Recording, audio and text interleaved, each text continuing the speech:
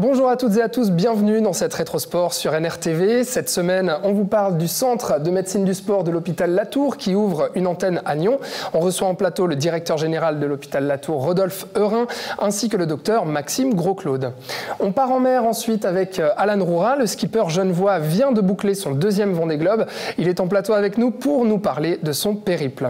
Et finalement, on reçoit le skieur de Nyon, Candice Pralon, qui se prépare en ce moment pour les championnats du monde à partir du 25 février en Allemagne. On parle de ses préparatifs et de son entraînement avec lui en plateau.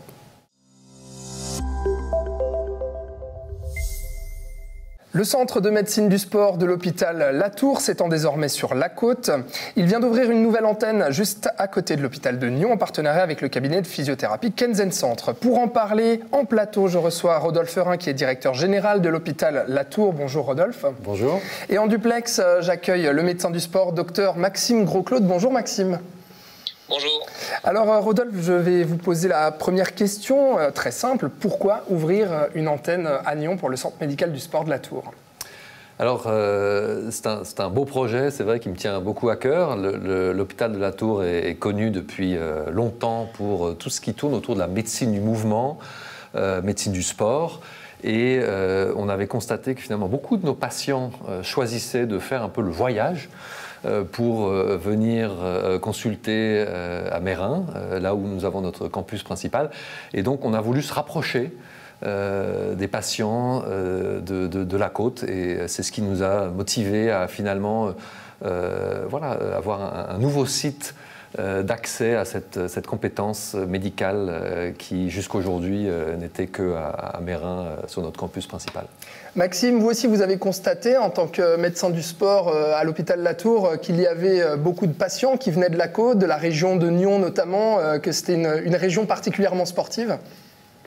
Oui, exactement. Alors comme l'a dit Rodolphe, c'est un bassin de population qui est plutôt jeune, active, qui pratique beaucoup de sport. Il y a beaucoup de sport, que ce soit du sport professionnel ou bien du sport amateur qui se déroule sur la région de la côte. On pense au triathlon de Nyon, par exemple, on pense au BBC Nyon. Et c'est vrai qu'on avait assez envie de répondre à cette demande-là. Comme le disait Rodolphe Eurin, on n'a pas simplement de patients qui viennent de la côte et puis qui doivent faire le trajet jusqu'à Meyrin.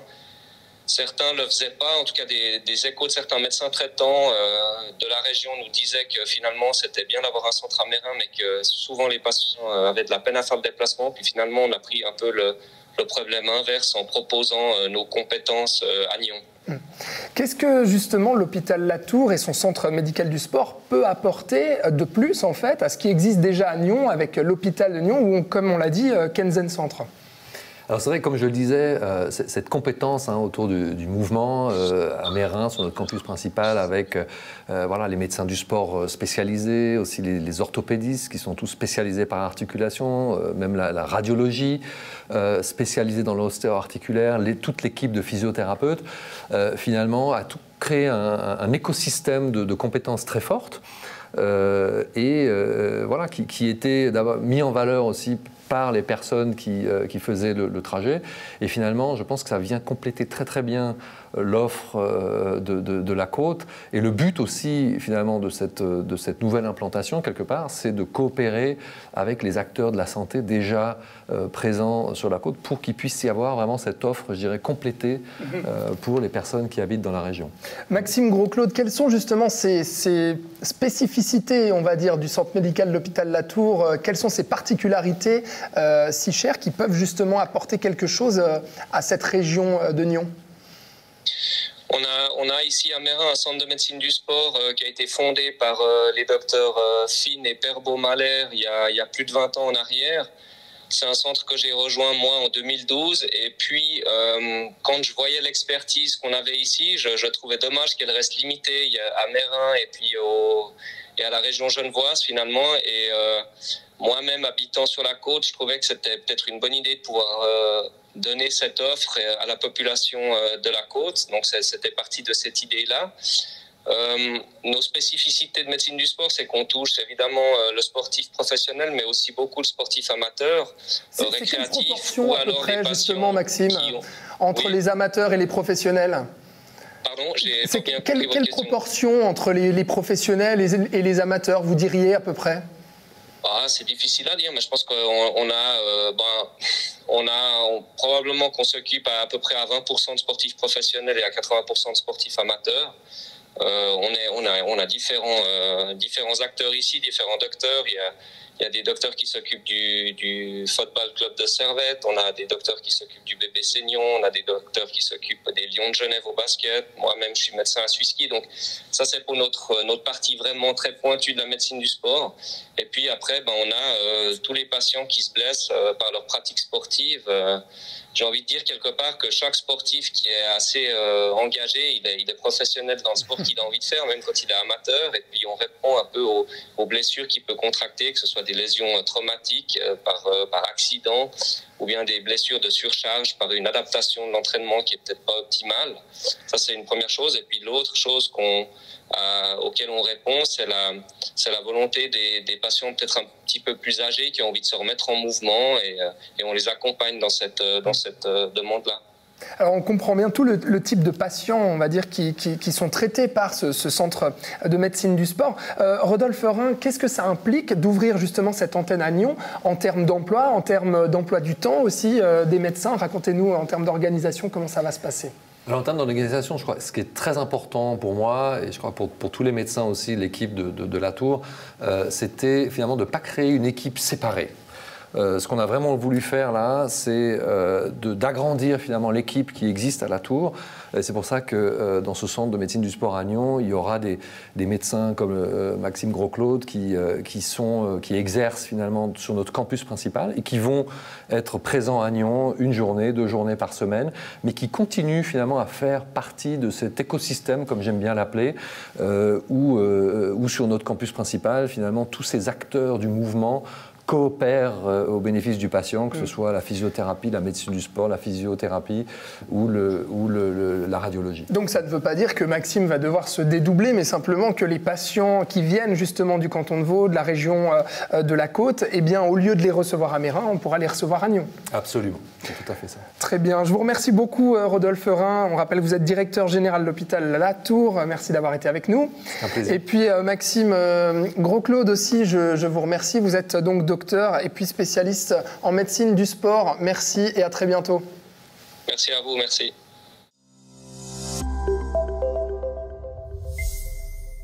Ça y est, il l'a fait. Il a enfin posé pied à terre au Sables d'Olonne. C'était jeudi soir. Après 95 jours passés en mer en solitaire à bord de la Fabrique, le skipper genevois Alan Roura a bouclé son 2e Vendée Globe.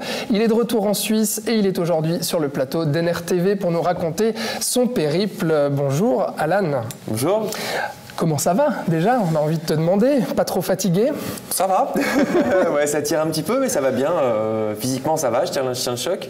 C'est sûr que là, de faire une bonne nuit, ce serait pas mal. Ça ferait du bien. Ouais, parce que tu enchaînes depuis que tu as posé pied à terre. Il y a la tournée des médias, on imagine aussi. La tournée médias. Et puis, il y a eu d'abord un premier aller sur Paris pour les médias français. Après, la route pour Genève. Et puis après, j'ai une petite fille qui est petite, donc du coup les nuits des fois sont un peu compliquées. Donc je rêve de faire une nuit complète de 9h le soir jusqu'à 9h du matin, faire 12 heures. J'avoue que là ça commence à tirer un peu. Il y a eu le bonheur de retrouver tes proches, mais ensuite il faudra pouvoir se reposer. Ça fera pas de mal. Alan, on va regarder tout de suite ton arrivée. Donc au Sables d'Olonne, c'était jeudi soir exactement à 20h29. Tu es arrivé de nuit. Voilà, on voit les images. Dis-nous un peu quel est le sentiment qui t'animait, quelles étaient les premières pensées dans ta tête à ce moment-là, sur les images qu'on voit. C'était un soulagement parce que là on voit le bateau qui est très gité. J'ai fait la moitié du tour du monde avec un bateau handicapé, donc c'était vraiment pas facile à naviguer. Et là de pouvoir se dire que ça y est, je l'ai ramené à bon port, enfin c'était voilà, j'avais rempli ma mission, quoi. Le premier objectif. Le premier objectif était rempli. Le classement, bon voilà, ça c'est autre chose. Mais j'étais très content de pouvoir franchir cette ligne, profiter de ce moment. Je crois que j'ai pas réalisé sur le coup en fait ce qui se passait. Je crois que je réalise toujours pas aujourd'hui parce que ça va mettre un peu de temps, mais ouais. Beaucoup d'émotions, oui. À 27 ans, bientôt 28 ans, donc de boucler un Vendée Globe, c'est déjà un exploit en fait, de finir le Vendée Globe. Son 2e. En fait, on pense souvent à la course. Alors la course, c'est la cerise sur le gâteau. C'est ce qui est plus... c'est pas ce qu'il y a de plus simple parce que ça reste quand même une sacrée épreuve, mais il y a tout l'ensemble du projet autour de ça. C'est-à-dire que quand on monte un projet, il faut monter une équipe, trouver le chantier pour préparer le bateau, trouver le financement, les sponsors, etc. Et ça, c'est un projet là qu'on a eu sur 4 ans qui est vraiment très conséquent, très dur à gérer. Et voilà, pour moi, ça c'est la victoire de ce Tour du Monde, c'est qu'on a réussi de A à Z à amener ce projet à bout. Et puis voilà, le bateau il est entier, moi aussi, l'équipe va bien, tout le monde va bien, les sponsors sont contents. Donc pour moi, c'est une réussite, même si le classement n'a pas su espérer, j'ai envie de dire. Ouais, là-dessus, justement, il y a quand même une part de déception, on imagine. Donc tu es arrivé 17e, tu te fixais l'objectif de finir en 80 jours et d'arriver plutôt dans le top 10. Là, tu en as mis 15 de plus. À quel moment ça t'a justement perturbé, ce classement, et puis déçu? En fait, je pense qu'on se fixe des objectifs qui forcément évoluent au fur et à mesure des jours passés en mer, parce que c'est un sport mécanique, donc forcément il y a de la casse. Moi, c'est arrivé assez vite et c'est vrai que j'ai été handicapé et il a fallu se dire, il a fallu accepter le fait de ne plus être en course, de ne plus être compétiteur, voilà, d'être un survivant, on va dire, de la course. Problème de quille, problème d'huile, donc c'était à la fin de l'année 2020. Donc la quille bloquée dans l'axe et sur nos bateaux, on a des quilles pendulaires, ça s'appelle comme ça, c'est un système avec 2 gros verres hydrauliques qui permettent de basculer la quille, on la met au vent du bateau et comme il y a 3 tonnes de plomb, en fait ça stabilise énormément le bateau. Et là on se retrouve avec un bateau pas stable, un bateau qui n'a plus de puissance. C'est un peu comme si on était un moteur qui perd de la puissance sur l'autoroute. Et à un moment donné, on a beau accélérer, et ça avance pas plus vite. Quoi. Donc à ce moment-là, c'est vrai, fin 2020, tu as tous ces problèmes-là. On imagine la difficulté à gérer ça déjà techniquement et puis ensuite mentalement. Comment tu as tenu pour ne pas abandonner et te dire ok, c'est pas grave, il faut continuer la course coûte que coûte, même si justement ça va péjorer le classement. Comment on tient à ce moment-là? Je pense qu'il y a plusieurs raisons. Alors la première, moi je voulais vraiment terminer ce Tour du Monde pour ma petite fille parce que je voulais lui prouver que dans la vie, alors elle s'en rend pas compte tout de suite, à peine 8 mois, donc voilà, mais lui prouver que dans la vie il faut se battre. Voilà, ça c'était quelque chose de très important pour moi. Et puis aussi, je pense que derrière, il y a eu un enjeu qui a été tellement important dans la préparation du bateau, tout le travail de l'équipe. On n'a pas envie de lâcher. Et avec cette situation sanitaire, de se dire que tous les sponsors ont réussi à être présents jusqu'au bout du projet, ils m'ont pas lâché et c'était à moi de pas les lâcher sur ce coup-là. Et il fallait aller au bout pour tout ce projet, toute cette histoire qu'on a écrite. Et peu importe le classement finalement, parce que le plus déçu dans l'histoire, c'est moi. Ouais. Et c'était ça le plus dur à accepter, c'était de me dire, mais en fait... c'est pas qu'ils s'en fichent, c'est que c'est comme ça, on peut pas faire autrement. Moi, je n'étais pas parti pour ça. J'atteindrai pas les objectifs que je m'étais fixés. Puis voilà. Je dois accepter cette fatalité. C'est ça. C'est quoi le plus dur, Alan, sur ce bateau pendant plus de 3 mois? C'est la fatigue, c'est le manque de café, c'est le manque des proches, c'est la nourriture, c'est quoi? C'est un ensemble. Je pense que la nourriture, là, ça a commencé à peser à la fin. De manger toujours un peu la même chose. Tu mangeais quoi d'ailleurs? C'est lyophilisé ou apertisé, donc c'est la nourriture de montagnard, quoi. Après l'eau, pareil, on n'a pas assez c'est trop lourd d'embarquer de l'eau à bord, donc on dessale l'eau salée, on prend de l'eau salée, on fait de l'eau douce avec, mais elle apporte rien. Donc on boit de l'eau qui a un goût déjà un petit fond salé, donc c'est pas terrible. Dans le café, c'est dégueulasse, mais bon. Voilà, et le café, t'as répété souvent que le café c'était vraiment primordial pour tenir. Et non, je pense que ce qui m'a manqué, c'est de me retrouver. C'est de me retrouver chez moi, d'avoir ma douche, mes toilettes, mon lit, ma cuisine, faire à manger. De vraiment se faire à manger, quoi. J'avais la chance d'avoir un petit réchaud et j'avais 2-3 choses pour cuisiner, un plat de pâtes, des petites viandes, etc. Donc de temps en temps je me motivais à me faire à manger, mais avec un seul feu, avec une poêle, c'est un peu compliqué. Et ça m'a manqué, de profiter, de prendre le temps de vivre. Voilà. On n'a pas le temps de le faire. Et comment on vit la solitude, justement, et notamment le manque des proches? Tu en as parlé, tu as une petite fille de 8 mois, donc quand tu l'as quittée, elle avait à peine 5 mois. Comment on arrive à tenir aussi mentalement là-dessus? Alors moi, je suis très solitaire en mer. Tous les bateaux sont connectés, on a Internet à bord du bateau, c'est pas de la DSL, mais on a Internet à bord du bateau, on a WhatsApp sur le téléphone du bord, donc on peut échanger rapidement, facilement. Mais pour donner un exemple, j'ai dû faire 3 visios avec ma femme et ma fille, quoi.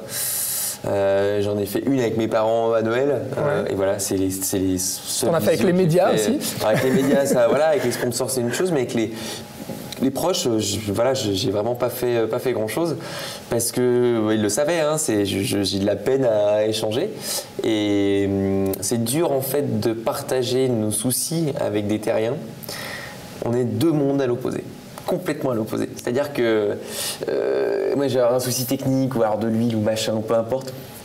Personne ne peut vraiment se rendre compte de ce que tu vis. À terre, c'est moi, ma voiture démarre pas ou je sais pas, c'est un exemple, mais enfin, c'est pas grave. Il y a des bouchons sur l'autoroute. Il y a des bouchons. Oui, j'ai pas pu t'appeler parce que machin, j'avais ci, j'avais ça, j'avais un rendez-vous à la banque ou enfin, on a d'autres problèmes, mais c'est deux mondes mais complètement à l'opposé.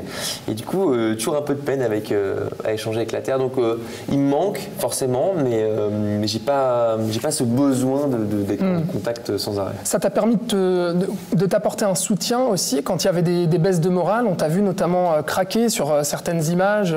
Comment tu gardais la face, comment tu gardais le moral? Alors, j'ai une super équipe, clairement, qui m'a pas mal boosté dans les moments de faiblesse, parce que c'est vrai que je me remettais vachement en question, de me dire mais en fait je suis pas bon quoi, enfin il y a un truc qui matche pas, c'est pas normal quoi, ok j'ai des avaries mais mince quoi, je mérite pas ça quoi. Ouais, j'ai bossé pendant 4 ans et puis là... j'ai tout donné et je donne tout encore et pourquoi moi quoi. Et les gars ont été, les gars et les filles, hein, enfin dans l'ensemble de l'équipe ils ont été juste incroyables avec ça, de me booster et je me rends compte maintenant avec du recul, je me rendais pas forcément compte sur le bateau, mais ça a été un énorme plus que j'avais pas en 2016, parce que j'avais pas les moyens de communication qu'on a aujourd'hui, ça a tellement évolué, c'est hallucinant. Ouais, donc quelque part vous êtes un peu moins seuls les marins du Vendée Globe qu'il y a quelques années quoi. Oui et non, enfin, on est quand même tout seul, voilà, on vit quand même tout seul dans notre espèce de cave là, de 3 mètres carrés là, avec... Quand il faut mettre les mains dans l'huile, on est tout seul quoi. Voilà, et puis le bateau ça pue, c'est humide, il y a rien pour... Enfin il n'y a pas de chauffage, il n'y a rien, c'est une cave quoi. C'est quoi, rapidement, si tu pouvais nous résumer une journée type en fait d'un marin en Vendée Globe? Qu'est-ce que tu faisais? Tu te levais le matin, on se lève pas... Enfin, il y a le réveil de la dernière sieste, on va dire ça. Ouais. En fait, on dort... c'est des petites tranches, quoi. Ça fait... alors, dans le sud, dans tout le Grand Sud, on dort un peu plus. C'est des tranches de 1 heure, par exemple. Il n'y a pas de bateau autour, on est tranquille. Dans l'Atlantique, c'est plus compliqué parce qu'il y a beaucoup de trafic maritime. Donc, on espace beaucoup plus les tranches de sommeil. Elles sont très courtes. Donc on enchaîne les siestes sur les 24 heures, donc ça prend déjà un certain temps. En moyenne, là, si je dormais un peu plus que sur le premier Vendée, j'ai dû faire 6 heures par 24 heures de sommeil en cumulé. Après, il y a la gestion du bateau, donc il va y avoir le réglage du bateau, le réglage du pilote automatique. Donc ça prend un temps monstrueux, changement de voile, etc. Après, il y a l'entretien du bateau. On va dire que sur une journée type, allez, si on commence par la dernière sieste, donc je vais me lever de ma dernière sieste, on va dire que je vais avoir dormi 45 minutes. Je vais me lever, je vais me faire un café. Tu vas écouter de la musique? Je vais me mettre, une petite musique. Pendant que l'eau du café chauffe, je vais aller télécharger le dernier fichier météo. Ouais. Je vais boire mon café tranquillement. Je vais couper ma musique, je vais me mettre dans ma bulle météorologique et puis étudier ça pendant presque 1 heure. Essayer de comprendre le système, de voir où est-ce que je peux passer, à quel moment, quelle voile mettre à poste pour la journée. Voilà, essayer de trouver le meilleur compromis. Donc toujours des choses à faire. Toujours. En fait, ça ne s'arrête jamais. Et puis, il n'y a pas vraiment de route. Enfin, cette routine-là, le matin, elle y est. Le matin, mais elle est le matin, peu importe l'heure. Enfin, on vit en TU sur l'heure du bateau. Ouais. On ne vit pas à la lumière du jour. Donc c'est assez perturbant parce que quand on est dans le Grand Sud, dans le Pacifique, on n'est pas du tout dans les mêmes horaires qu'ici. Enfin, c'est un décalage monstre. Et puis après, se nourrir, prendre soin de soi, très important, de prendre le temps de se raser. De se laver, de se raser, c'est important, quoi. Et puis prendre soin du bateau. Désinfecter, laver l'intérieur, essayer de le sécher un maximum. Et puis voilà, c'est un enchaînement qui fait que les journées sont bien remplies. C'était la dernière fois donc que tu naviguais à bord de la fabrique. Maintenant, tu vas tourner une page. C'est quoi les prochains objectifs? Le prochain Vendée Globe dans 4 ans? Est-ce qu'il y en a d'autres entre-temps? C'est l'idée. L'idée, c'est de repartir. Je me pose beaucoup de questions sur mes envies, sur qu'est-ce que je lance comme projet. Dans ma tête, là, c'est sûr que la priorité, c'est de repartir sur l'eau avec un IMOCA, parce que voilà, c'est l'idée de repartir sur le Vendée Globe. Je prends aussi un peu de temps parce que j'ai pas envie de prendre des décisions trop rapidement. Je dis ça maintenant, mais j'ai des rendez-vous pour la suite déjà là. J'enchaîne à fond parce que ça ne s'arrêtera jamais. Mais en fait, j'aimerais retourner en course avec le budget, avec la situation voilà, pour jouer aux avant-postes. C'est ce que j'aimerais aujourd'hui. C'est des gros budgets, donc il faut relancer la machine. Notre contrat avec la fabrique se termine cette année, donc on relance la machine pour la suite. Mais c'était prévu depuis longtemps. Voilà, c'est pas une surprise, hein, c'est la suite des événements. Et je tiens à les remercier d'ailleurs encore une fois pour tout ce qu'ils ont fait, parce que, comme je dis à chaque fois, je souhaite à chaque sportif d'avoir un jour dans sa vie la chance d'avoir un partenaire aussi. C'est pas aussi cool parce que c'est pas le terme, mais aussi proche du sportif. Ça a été 4 années, 5 ans d'ailleurs en tout, magique. Une équipe qui comprend donc tes besoins et puis ce que tu vis. Donc on te souhaite le meilleur pour la suite. Déjà du repos, te retrouver avec tes proches et puis ensuite repartir en mer et puis peut-être suivre ton prochain Vendée Globe. Merci Alan Roura d'avoir été avec nous sur NRTV. Avec plaisir, merci à vous. À bientôt.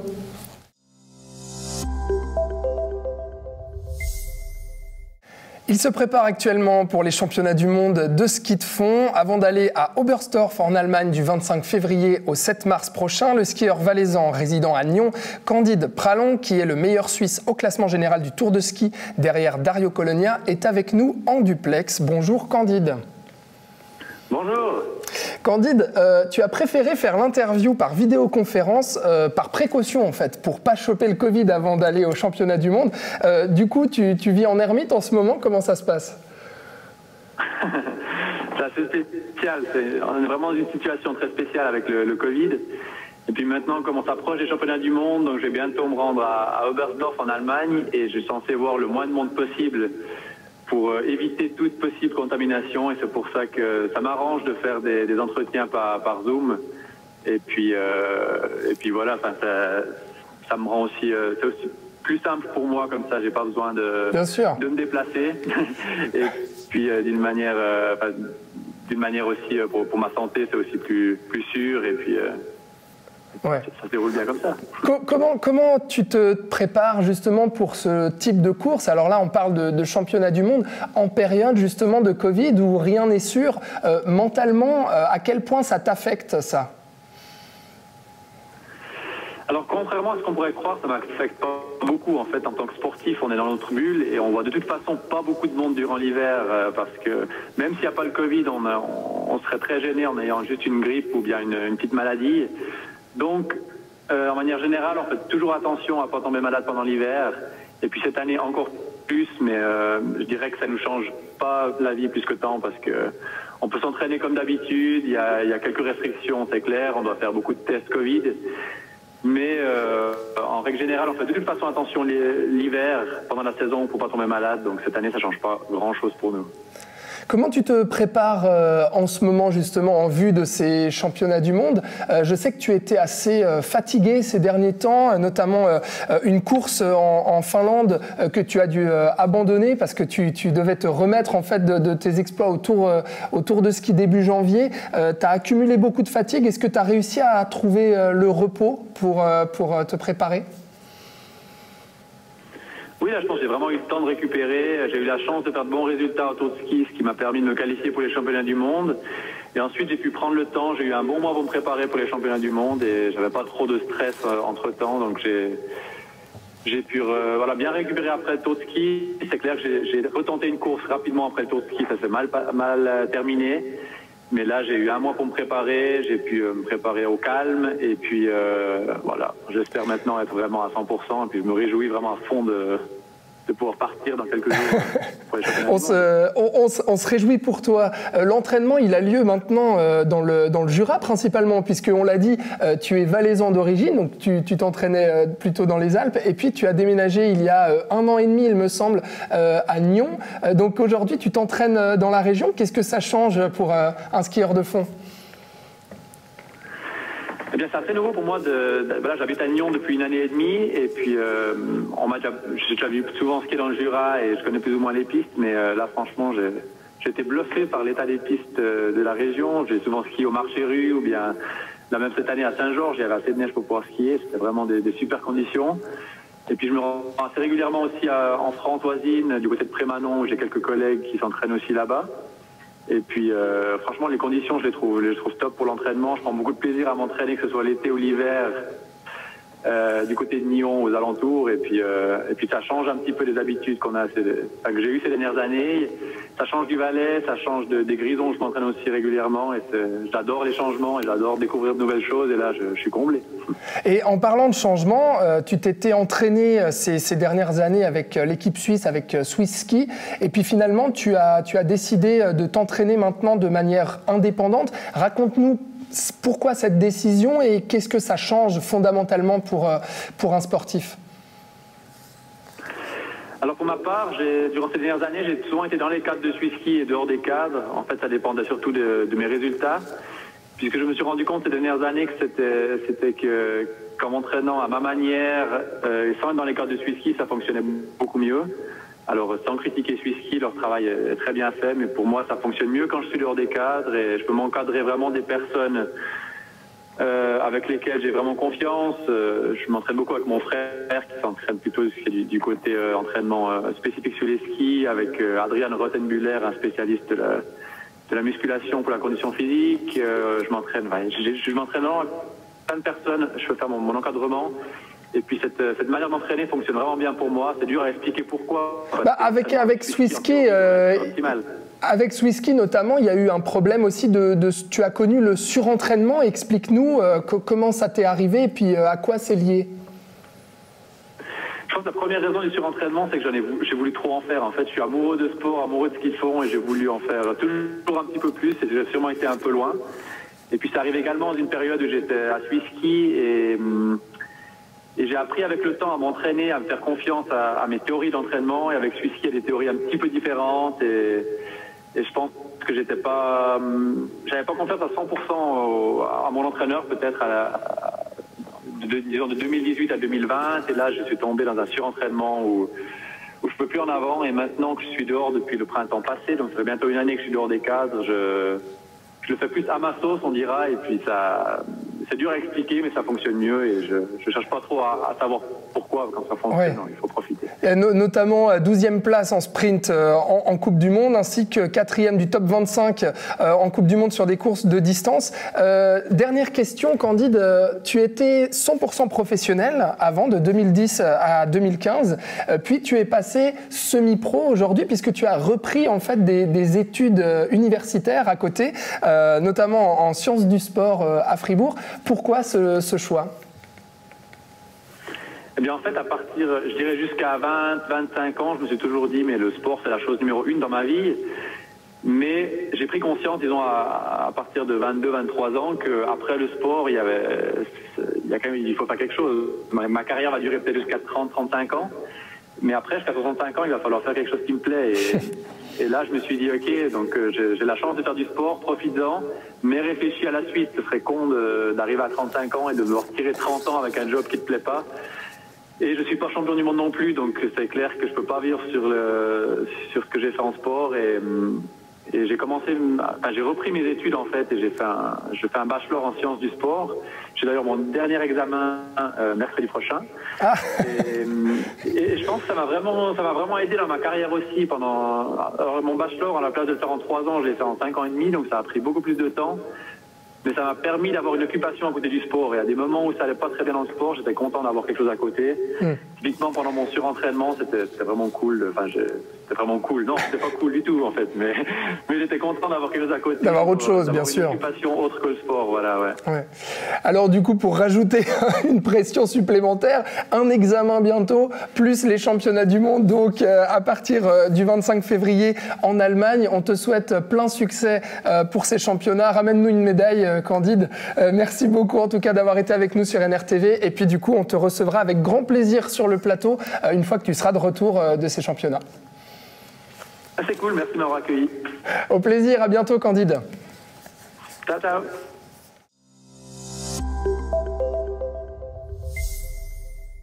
Merci à tous d'avoir regardé cette Rétrosport sur NRTV. Je vous souhaite un excellent week-end et vous dis à la semaine prochaine.